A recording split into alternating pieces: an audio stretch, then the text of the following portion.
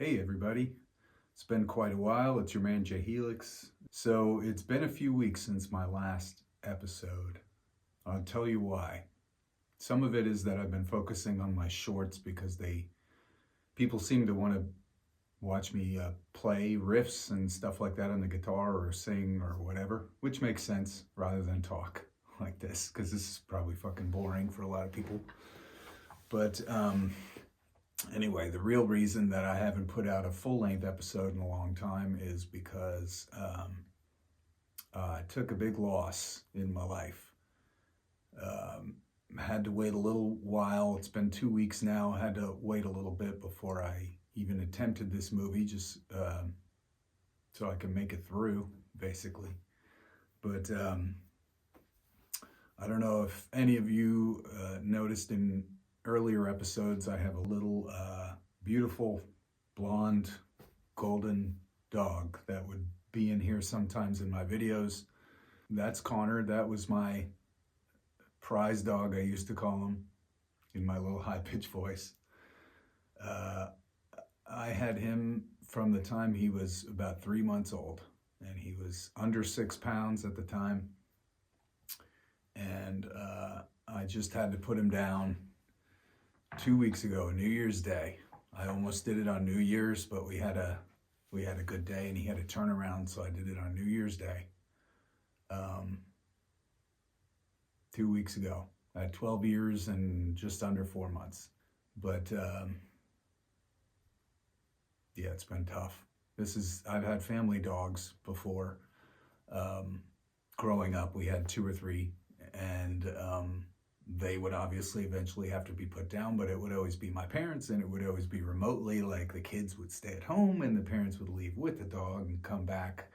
In a couple cases, my dad would come back with the dog, and I would actually bury the dog with my dad, which at the time was, I don't know. I don't feel like I was overwhelmed by it. Things like that may register in your subconscious and be a part of your life later on. But you don't really realize it, I guess, at the time. I mean, that's, anyone who grew up in the country, number one, but especially in the country, like on a farm or something, is probably like, if you're watching this, like, that was like fucking everyday life for me. Or if you're working, obviously, at a shelter or something like that. I don't know how people do it. They're angels. So this was the first time I had to do it myself in terms of make the decision. Long story short, he developed oral cancer. And once I found out, once it was actually biopsied, he was actually in for a regular dental where he had a couple little extractions or whatever that he got done. And while he was in there for that, they noticed that he had this spot that I really was the reason I kind of took him in. I had been wanting to do a dental for a little while. I know the vets recommend to do them every year, but I always had the opinion that, you read in science that anesthetizing either humans or animals frequently is not a good idea. So I was always like, we'll do dentals when we absolutely need to, and in the meantime, I'll brush his teeth. And so his whole life, I brushed his teeth and scraped his teeth, which some people are like, I can't believe they let you do that. But they will if you form a good bond when they're young and you start them on it when they're a puppy. They just grow up learning that you do that and what to expect. I'm not saying they love it, but, he would often relax. His eyes would be closed when I'd do the teeth scraping, but he was like super trusting. We were really close. So naturally, anyone who's gone through this probably knows that I have a profound sense of guilt that I'm still struggling with. Not for the typical reasons. Most of the people have that guilt about putting him down. I actually feel that, as tragic as it was in my life, putting him down was what was right at that time. Quality of life type of thing. And so that was, probably the hardest decision I've ever made in my life. But yeah, my regret comes from being so nonchalant about scheduling the dental. And I know in the medical world, prolonged inflammation of an area can be a source of cancer. Now, I have nothing to prove or whatever that it came from an inflamed area around a tooth that he had that didn't look bad on the outside but was bad on the inside, that he ended up having extracted. But I have the type of brain, some people don't, I do. I have the type of brain that latches onto things that are scientifically possibilities like that, and using that to bludgeon myself. It's not on purpose, it's just a habit I have. I'm kind of a perfectionist, and I apply that more than anywhere else to myself, to the point of a fault. Definitely a fault that I'm working on. But I guess this is common from what I've seen on YouTube videos. Grief goes along with guilt a lot of the time, and so that's what brings me down. And I'll say, anyone who's not had to do this, or anyone's like, oh, it's just a pet or whatever, if you've ever been single like yours truly, I'm one of those statistics. I'm 46 and single, never married, no kids. When you have someone special or an animal in your life, animal or human, you know, anything that's that close to you, that you're with for over 12 years, it is like a hammer to the face when they pass. Like I said, 2 weeks ago, I wouldn't have been able to make this video. Wouldn't have got through it. But, you know, those first 2 days, man, those first 2 days were, I don't think I've felt pain like that before. It's a different kind of a loss than something that every time you come into your house, you are interacting with this beautiful soul. Every single second of the day that you're together, they're bringing you light and sunshine. And for someone like me, who, as you've seen in my other video a couple episodes ago, where I am depressed and talking about depression and regret and that kind of stuff, I do that. I cycle in and out of it. I think it's ADD related, but it's cliche to say that shit now, so I will spare you. But I think it is related to that. So anyway, I've been in the struggle, on the struggle bus, past couple weeks. I've actually had some great days shortly after the pain that comes when you just put them down. For me, that lasted a good, say, 2.5 days of some of the most intense grief that I've ever felt in my life, if you want to be totally honest.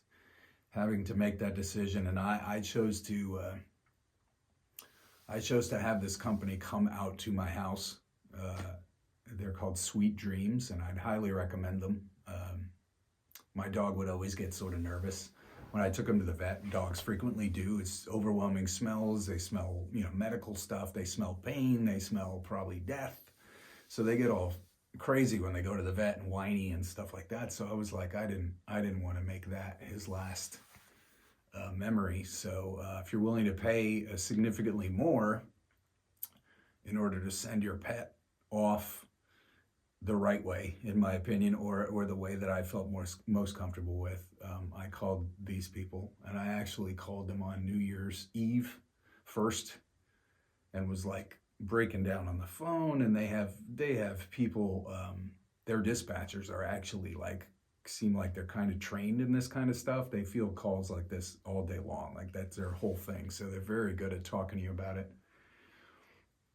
Once I found out that they would be actually open the entire holiday, just on reduced hours, then it took the weight off that I had to make the decision that day. And I ended up having a last walk with him, clipped his nails for the last time, brushed his hair for the last time, did all this stuff. And we ended up having a great day where he kind of finished the day strong, where he had started real rough.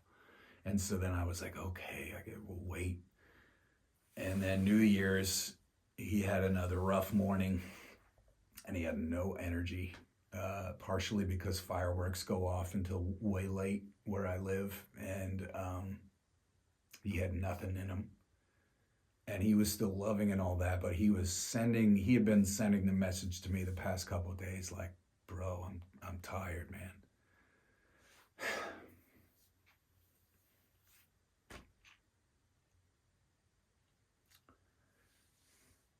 So, I made the choice. I made probably the hardest choice in my adult life that day. And I made the call, and they talked to me, and they were great on the phone as well, and they said they were able to get somebody out. So they sent somebody in within an hour. So then you hang up and you realize you made that call, and you're sitting with your dog. It's been your best friend for 12 years.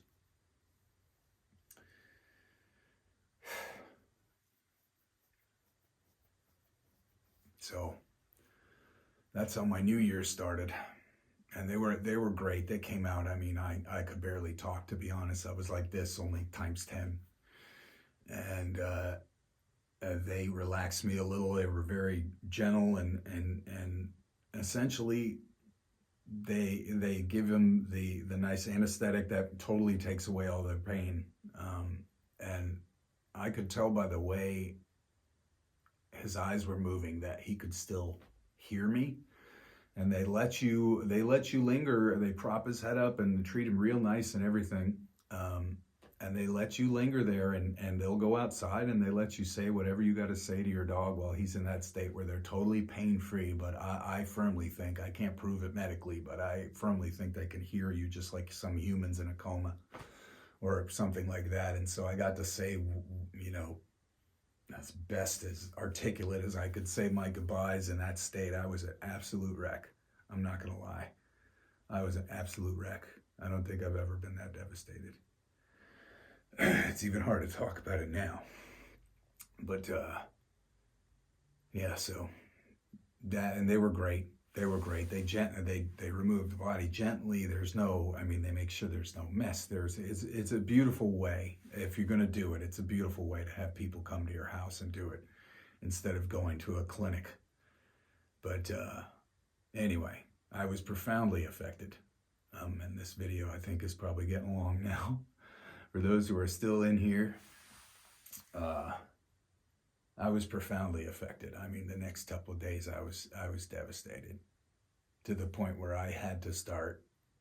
I'm a big workout guy. I had to force myself to do some extreme, heavy mountain biking and other cardio every single day to pull that weight. I had this immense weight that I felt on my chest and on my head. It was almost like I had a headache.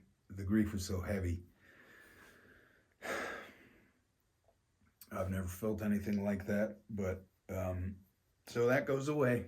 I will tell you that if you help yourself by eating and trying to sleep. The first night I only slept 3 hours, as you would expect. Did a lot of talking to God, the universe, all that kind of stuff, trying to talk to him, that kind of stuff. But yeah, so that goes away. That goes away, and what it's replaced with is you have some good days. You have some days where you finally realize how much you were taking care of them, and how much you were acting like a hospice person, and the grief will allow you to feel some relief in some way too. But then, 2 weeks out, today, I had to leave the coffee shop a little bit early, and I, barely made it home. It comes crashing in on you sometimes. And I suspect that's going to keep going for, at least weeks, maybe even months, because the bond is that strong. But I'm trying to do better with the grief part and the guilt mainly. I'm trying to, I have loved ones and my sister and everyone telling me that, you can't, and she's right, you can't fixate on that grief or the guilt part, because that is self-torture basically, because you can't bring them back.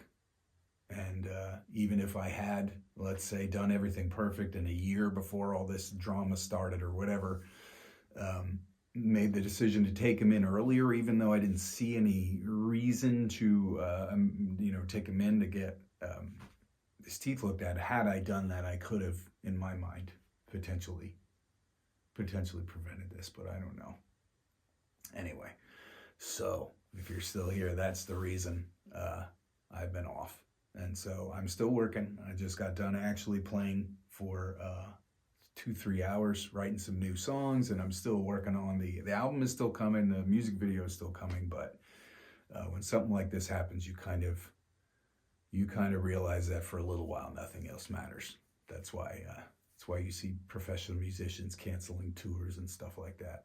I know they let a lot of people down, but sometimes, if they got a family member that dies or something, yeah, I can't imagine how hard that is to try to play a show in that state of mind. So anyway, I will return stronger. Thank you for hanging in there for this episode, but I will see you soon, and thanks for watching. Love y'all.